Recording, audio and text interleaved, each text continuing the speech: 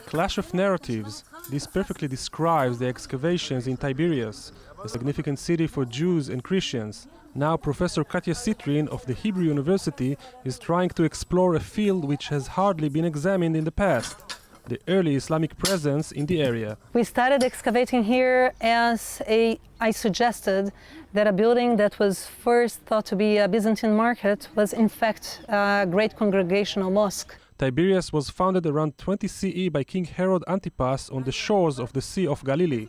During the 3rd century, it became a spiritual and political center of those Jews who had remained in the area after the destruction of Jerusalem by the Roman legions.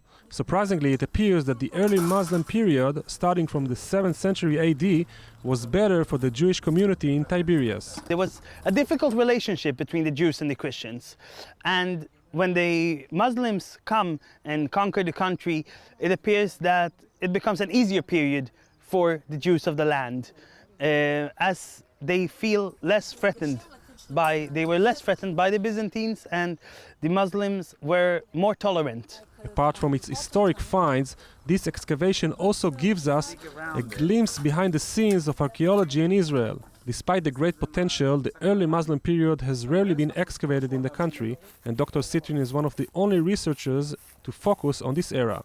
I came not only from a background of Islamic archaeology and architecture, but also of Islamic history and Islamic sources. So I came with the paradigm that this was a very important Islamic city. Where is the city? This battle of versions and assumptions will continue as long as the research goes on. Perhaps it is not just a historic question, but also a political one, and the answers, like beauty, are in the eye of the beholder.